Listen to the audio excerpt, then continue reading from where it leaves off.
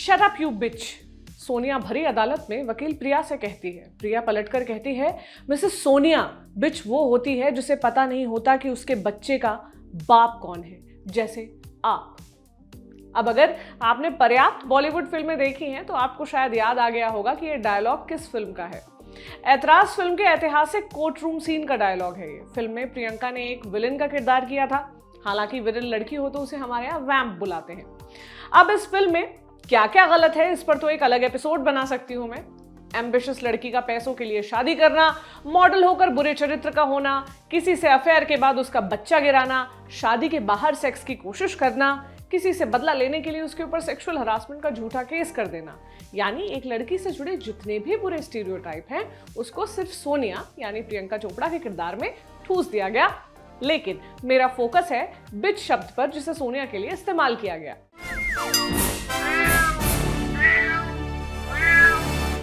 हाय, मेरा नाम प्रतीक्षा है और आप देख रहे हैं औरदारी का खास शो म्याऊ। जिस सीन का मैंने अभी जिक्र किया वो तो फिर भी एक सीरियस और हाई वोल्टेज ड्रामा से भरा सीन है, लेकिन लड़कियों को मजे मजे में अपमानजनक और हल्के शब्द कहना हमारी भाषा में इतना आम है कि हमें पता भी नहीं चलता। इनफैक्ट दोस्तों के बीच और हल्के माहौल में लोग इन शब्दों का इस्तेमाल कर खुद को कूल भी समझ लेते हैं। तो आज के म्याऊ के एपिसोड में मैं आपको कुछ ऐसे ही हिंदी और अंग्रेजी के शब्दों के बारे में बता रही हूँ। मैंने एक फिल्म के उदाहरण से शुरू किया था, तो एक और फिल्म का उदाहरण देख लीजिए।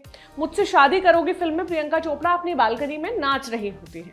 एक तो मुझे ये समझ नहीं आता कि फिल्मों में लोग सब कुछ अपनी बालकनी या खिड़की में क्यों कर रहे होते हैं। खैर, उनकी बालकनी, उनके रूल्स। तो बालकनी में नाचती रानी को अक्षय कुमार का किरदार यानी सनी अपनी बालकनी में खड़ा होकर हवस भरी निगाहों से देख रहा है। देखते हुए लीचड़ सा एक्सप्रेशन देता है और कहता है, क्या माल है यार, मेरा माल है, बढ़िया माल है, क्या माल लग रही है। लड़कियों के लिए इस टाइप के डायलॉग फिल्मों में धड़ल्ले से लिखे गए हैं और रियल लाइफ में भी बोले जाते हैं, लेकिन ये बेहद ऑफेंसिव है क्योंकि जब हम किसी लड़की को माल कहते हैं हम उसे एक ऑब्जेक्ट, एक वस्तु बना देते हैं जिसका मालिक बना जा सकता है, जिसकी अदला बदली की जा सकती है, और इस केस में ये वस्तु महज एक सेक्स ऑब्जेक्ट है। ऐसा ही एक शब्द है आइटम। ये शब्द तो इतना प्रचलित है कि इससे गाने की एक कैटेगरी बन गई है, आइटम सॉन्ग, और इसे प्रॉपर जर्नलिस्टिक आर्टिकल्स में भी आप यूज होता देखेंगे। आइटम का लिटरल मीनिंग भी एक वस्तु या ऑब्जेक्ट होता है। उसकी गर्लफ्रेंड बिल्कुल आइटम है यार, ये आइटम जैसे कपड़े पहनकर कहाँ जा रही हो, तू मेरी आइटम है, वगैरह ऐसे डायलॉग्स हैं जो खूब बोले जाते हैं, लेकिन इनको लेकर किसी तरह के सवाल नहीं उठते। वास्तव एक फिल्म आई थी संजय दत्त की, उसमें संजय दत्त एक डांस बार में जाकर एक कत्ल कर देते हैं और कहते हैं तुम आइटम लोग नाचना चालू रखो। आइटम का अर्थ साफ है, एक ऐसी लड़की जो पुरुष को रिझाने के लिए, उन्हें सीड्यूस करने के लिए नाचती है। जाहिर है ये कभी हीरो की प्रेमिका नहीं होती, बल्कि फिल्म में एक डांस करने के लिए रखी गई होती है।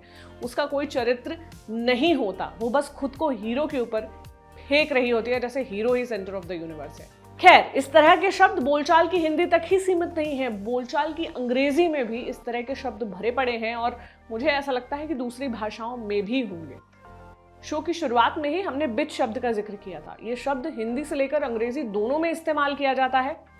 एक सो कॉल्ड रैपर है MC Stan, 20 लाख से ज्यादा लोग इन्हें यूट्यूब पर फॉलो करते हैं। इनके एक गाने के लिरिक्स देखिए, क्यों करी डिच, थोड़े से पैसों के लिए तू बनी बिच, मालूम था मेरे को ये सब है पैसे का ट्रिप। बिच शब्द इसी स्टीरियोटाइप पर काम करता है कि लड़की सेल्फिश होगी, कभी सेक्स के लिए तो कभी पैसों के लिए अपने भोले भाले बॉयफ्रेंड को धोखा दे ही देगी। एक शब्द है बिम्बो, जो खूबसूरत लड़कियों के लिए इस्तेमाल होता है। खूबसूरत यानी खूबसूरती की ट्रेडिशनल परिभाषा में फिट होने वाली लड़की, जो मेकअप लगाती है, चलती है तो सब उसे देखते रह जाए मुंह खोलकर। फैशन में वो अप टू डेट रहती है, लेकिन दिमाग से पैदल होती है। ये शब्द इस स्टीरियोटाइप पर काम करता है कि लड़की खूबसूरत होती है तो दिमाग वाली नहीं होती। साइंस साइड लेने वाली लड़कियां तो मर्द लगती हैं, ऐसा अक्सर लोग कहते हैं, क्योंकि पढ़ने वाली लड़की, सीरियस लड़की, वो नर्ड होती है और जो नर्ड होते हैं वो सुंदर नहीं होते हैं। ऐसा ही एक शब्द है स्लट, जिसका अर्थ हुआ एक वेश्या।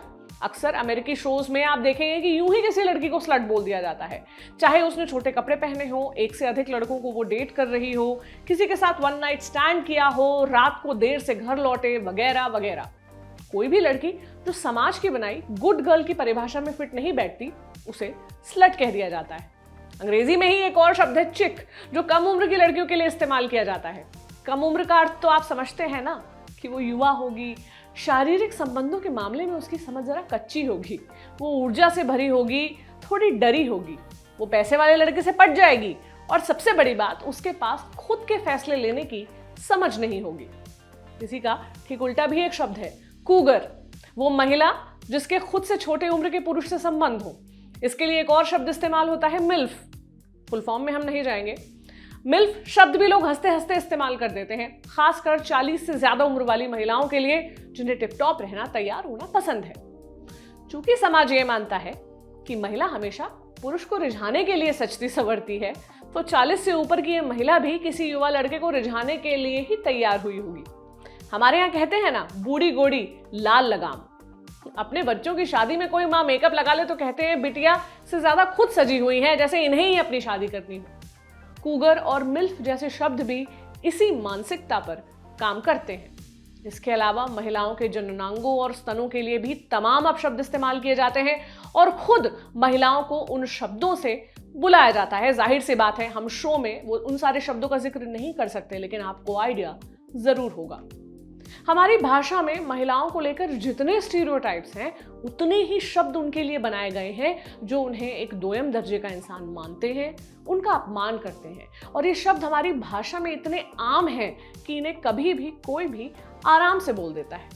किसी समुदाय और किसी समाज की भाषा वैसी ही होती है जैसे उसके लोग होते हैं, और इस तरह के शब्द पूरी दुनिया में इस्तेमाल होते हैं। तो सोचिए, ये एक सभ्यता के तौर पर हमारे बारे में क्या कहता है।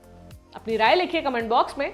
देखते रहिए ऑर्डिनरी। कल फिर मुलाकात होगी किसी नए मसले पर। शुक्रिया।